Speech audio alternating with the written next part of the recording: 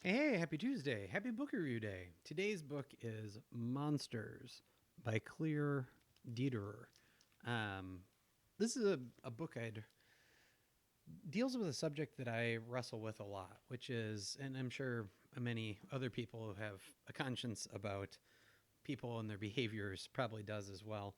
And essentially, the struggle is how do we deal with loving art, music, film, books, whatever, that are created by horrible people or people who have real problematic pasts or backgrounds. And can you differentiate yourself from, can you separate the person who created that thing from the thing itself?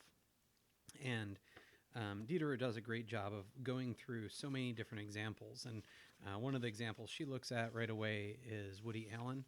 And it's funny, like to think about like the things that, especially at different times in your life, that were formative memories. Like the first time you saw a movie that did this thing, or the first time you heard a song that was a certain way, and then you find out more of a problematic past as time goes on, and how your relationship to that artist and the art and the creation changes. And I think the example that I would give for me, and she deals with this briefly, is Michael Jackson. In the 80s, he was everywhere, and it was definitely just part of the ethos, the ether, or whatever. And I definitely was a fan, but I honestly really struggle to listen to any of his songs now.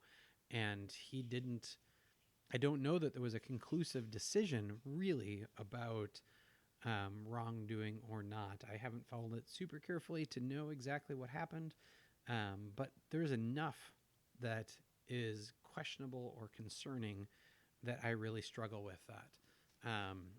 It's and what Dederer does is she does a really nice job of looking at examples like that, or looking at people like Woody Allen who continue to create art and react or don't react to those stories.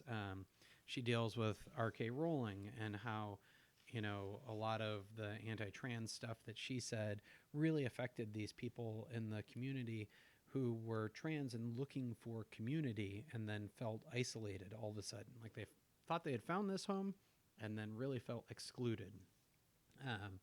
And how damaging that can be when your um, adolescence, childhood, whatever, is kind of based, structured on this thing, and then it is shaken. And then you have to kind of evolve with that. So I love a lot of the discussion. She does a really nice job picking interesting cultural touchstones from all across walks of life. Whether it is painting, Picasso's in here, and Salvador Dali, and lots of examples there. You have musicians. There were some that she just kind of throws out and says, like, I'm not even going to talk about Motley Crue, but blah blah blah. And so there's just careful investigation at all of those questionable, problematic, and just outright predatory behaviors for a lot of artists and the positions they get in.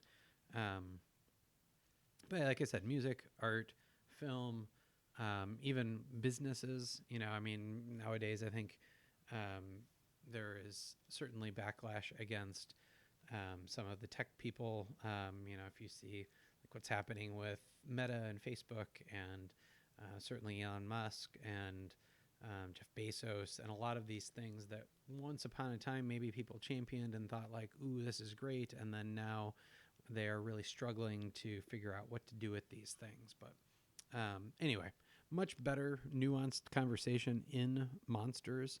Clear Dederer, I would definitely, or Dederer, sorry, I would definitely recommend it. So what are you reading?